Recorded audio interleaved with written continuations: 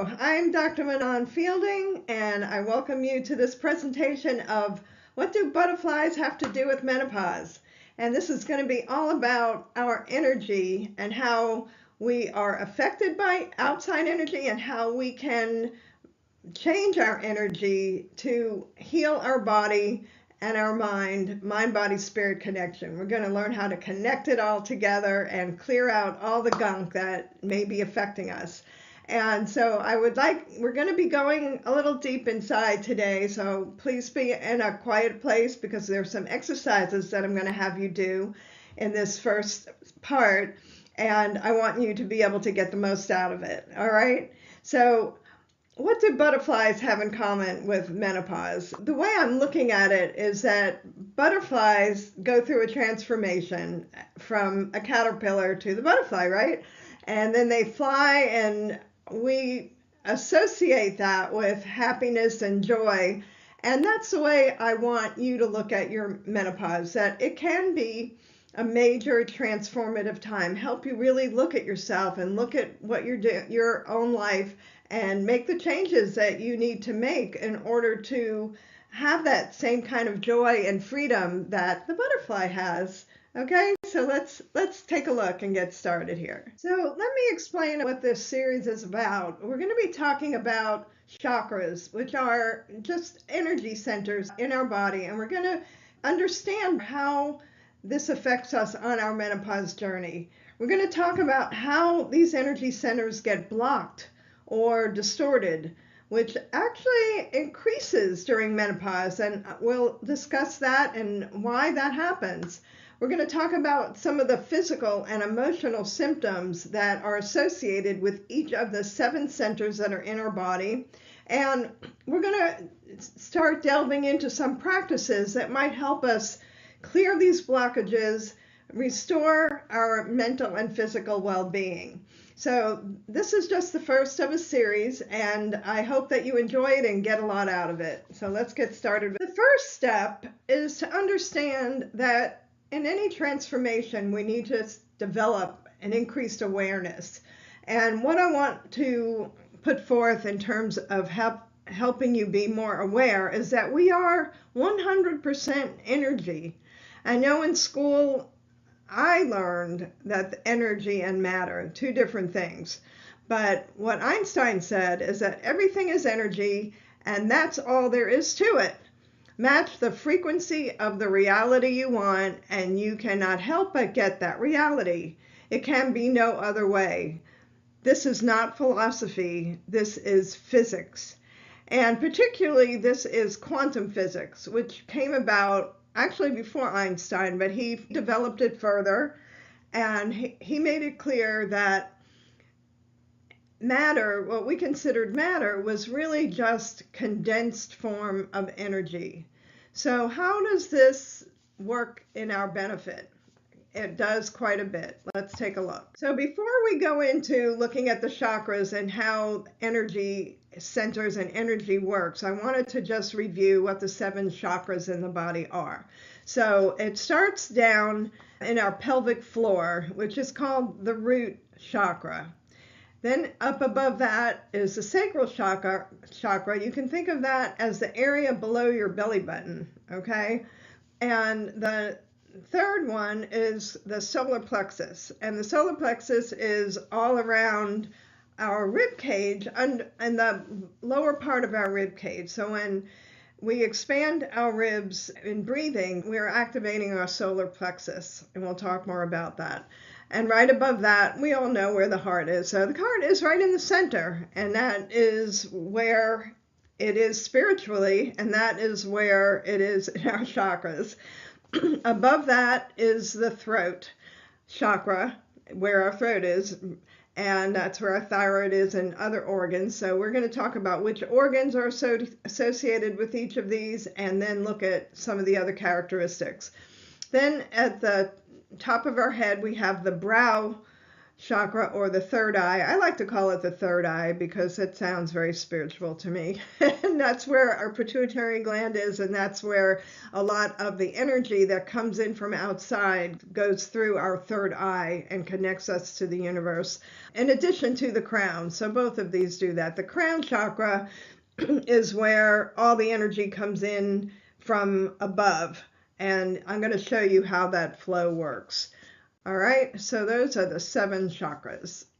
This is an image here of our energy flow and the energy around our body.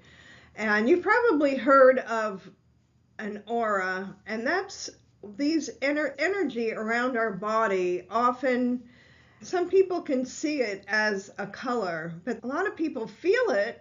And we do put out energy, so it is definitely something that can be felt by people around you. And some people actually can see it as an energy field in different colors. But you can see as it gets closer to the body that the dark lines are indicating that it becomes denser the closer it comes into us. And like I was saying earlier, that the energy comes in from above and comes down through our body, and then it actually goes around on both sides and comes back in and out. And the energy becomes denser, and as it comes in, it's affected by our thoughts and perceptions. Like, we filter it. Like, we know that our brain filters our thoughts, and our thoughts are energy. And as we get that thought, this energy is being filtered, we start developing judgments. We see someone that we don't like, and our thought goes to, oh, I don't want to see that person, and it changes how we are feeling right then, right? If we see somebody that, like when our dog runs over to us and just all happy, when my dog runs over to me, I just feel really good. That image comes to my mind. I get that thought, oh, I love my dog. It's so nice to be greeted, and you feel really good. So that's a constant thing that's happening in our body and affecting our physiology, affecting everything in our body. And when we make these judgments, whether it's a happy judgment or a not so happy judgment, it all affects that energy in our body. And I'm going to show you in a minute on how much it affects us. And so it can improve that energy flow, or it can distort it based on how our judgments at that moment. So I'm going to show you what that looks like. All right, so in this picture here, you see that I was talking about how the energy comes in and then goes up and around our body. Same thing here, it goes down and up and around. And this one is all balanced. Then we come down to this one, and you see that it is distorted. This side is not the same as this side. And when we judge something, for example, let's say someone says something really nasty to you, and it brings up a memory that makes you feel shameful.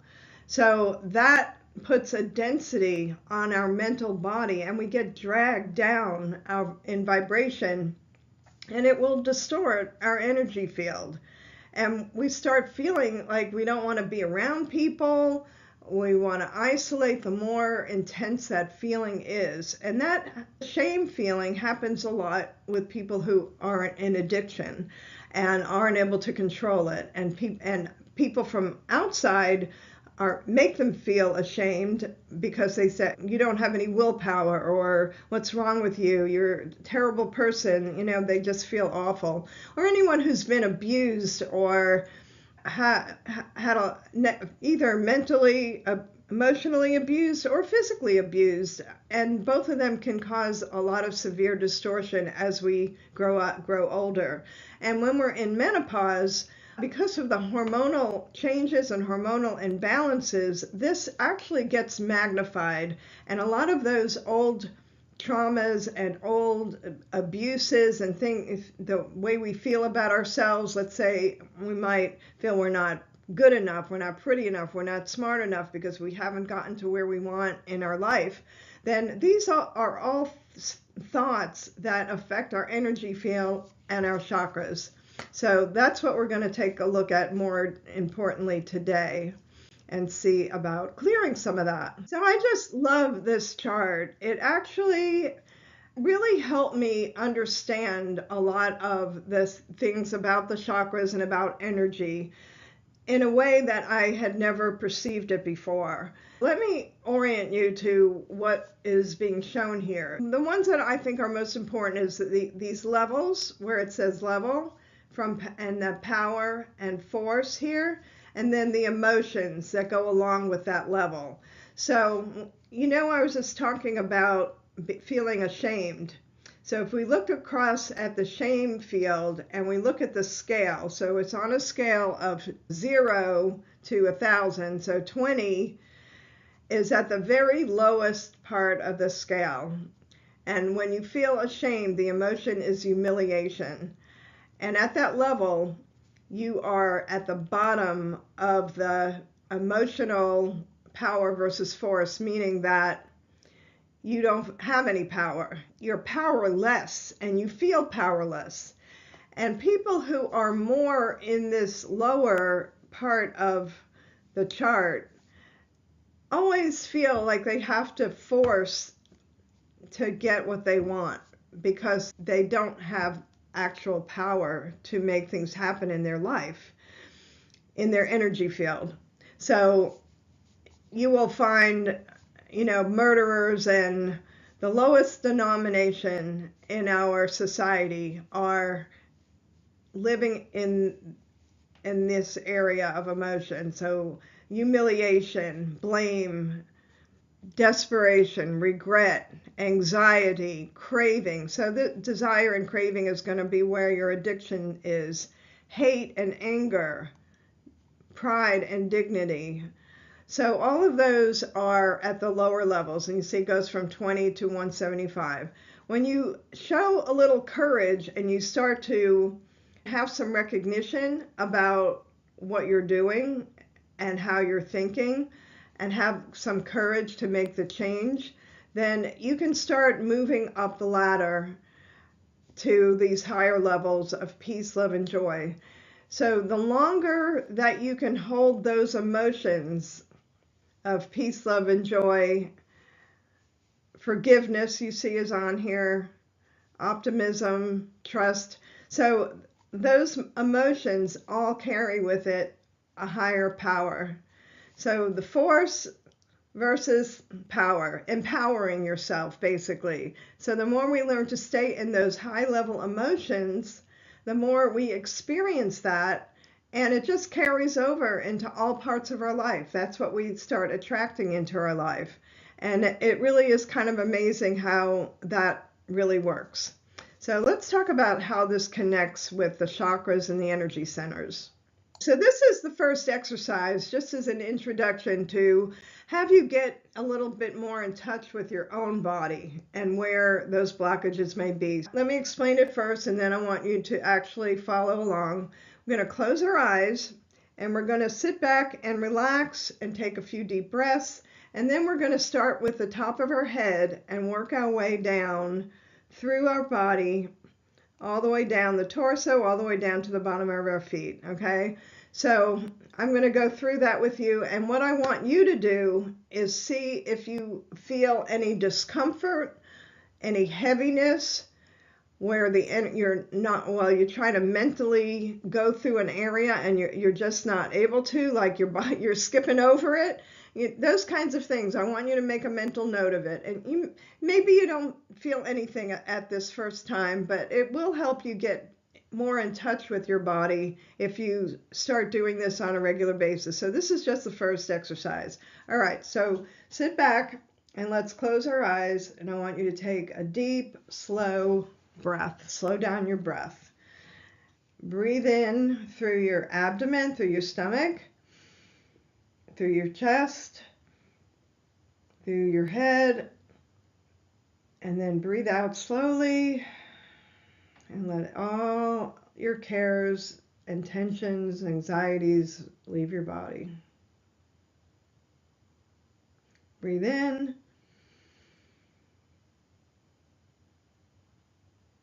And breathe out, nice and slow.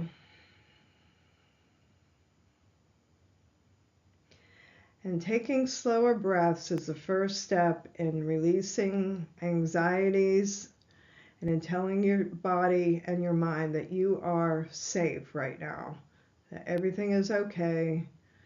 It slows down your autonomic nervous system fight or flight response, and it will let you pay more attention to what's going on. Take a deep breath, one more.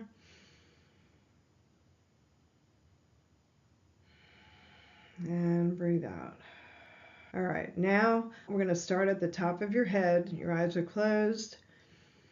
Keep your breathing nice and regular, and feel the energy coming through your head, from the top of your head, down through your head, your ears. Just sense them and pay attention to them as I go through each body part. Now you're down at your chin, your neck and throat. Just feeling, just sensing anything different. All right, now we're going through your torso, the top of your shoulders, through your shoulder and your arm down to your hand. And all you're doing is paying attention to what I'm saying. Then go down through your chest and your upper back. Sense any tension or blockages.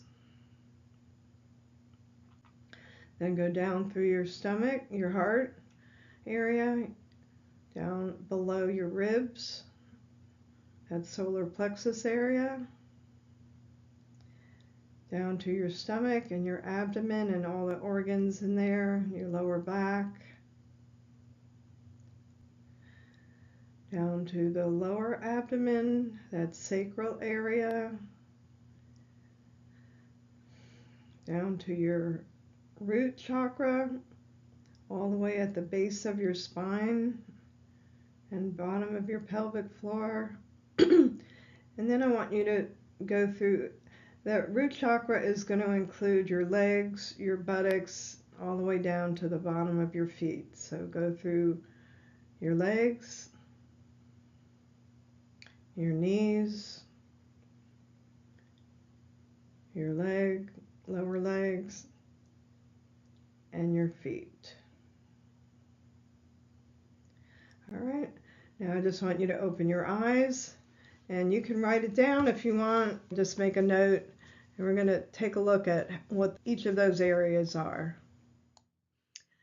All right, so whether or not you noticed something on when you were doing the scan, it may help to go through the physical and emotional symptoms of each area and the body area associated with each chakra, and then it may kind of make more sense to you. And as you do these exercises, you'll start to get more in touch with your body and be able to feel some of the differences that I'm talking about. So let's go through the physical and emotional symptoms of imbalance and the body areas of each chakra, and write down any of the ones that seem very relevant to you, where you might have more than one symptom, or a symptom in that area that is very pronounced for you. So let's take a look. So in the root chakra, mental fatigue, spaciness, arthritis and joint stiffness and pain, lack of vital energy, feelings of insecurity, being prone to addictions. A lot of women in menopause particularly have an addiction to sugar, and that would be very relevant here, or a lack of sense of identity. In terms of body areas, we're looking at the hips, the legs, the feet, the genitals, the base of your spine, your kidneys, adrenal glands, especially if you are overly stressed, have high cortisol, meaning that your fight or flight response seems to always be going off on you, and you're pretty sure you have a significant hormonal imbalance, whether it's been measured or not. That is all associated with the root chakra. Okay, second chakra, sacral. Sex drive and libido is either lacking or overactive. There's an emotional instability, like up and down with your emotions, feelings of isolation, loneliness, feelings of fear or betrayal that may really start coming up more during menopause, and allergy symptoms. And the body areas that you might note are your bladder and urinary problems like incontinence or infections, low back pain, also adrenal glands in the sacral chakra, your sexual organs like and including your uterus and the nervous system. All right. So that's number 2. 1 and 2 are very common with menopausal women. Number 3, overly sensitive, that's solar. Overly sensitive to criticism, a need to control, low self-esteem or low confidence, feelings of chronic fatigue, diabetes or prediabetes, so there may be something involved with the insulin response here, an increased fear, feelings of fear, and feelings of overwhelm. And the organs that are associated with it or the problems physically are digestive issues, your liver, pancreas, and gallbladder, diaphragm, and low back. So pancreas responsible for putting out insulin, and that's, how that might connect to being diabetic or pre-diabetic. All right, let's look at the next one. All right, so the number 4, the 4th chakra is the heart. And that is associated with abandonment issues, a lot of anger and quarreling, codependency, profound sadness that may come over you kind of suddenly, difficulty with love relationships, giving and receiving love, jealousy, and feelings of being rejected. And the body areas, of course, we got the heart, your chest, arms and hands, the lower lungs, rib cage. Skin issues are common in the 4th chakra and the upper back. All right, number 5 chakra, the throat, is associated with need for perfectionism, an inability to express your emotions, blocked creativity, insecurity, feelings of anxiety, fear of being judged, an inability to speak your truth, your throat. And it's associated with the body areas of the mouth, the throat, of course, getting sore throats more regularly than other people, your ears, tinnitus is very common in menopause, neck problems, asthma, jaw issues, and thyroid problems also associated with the 5th chakra.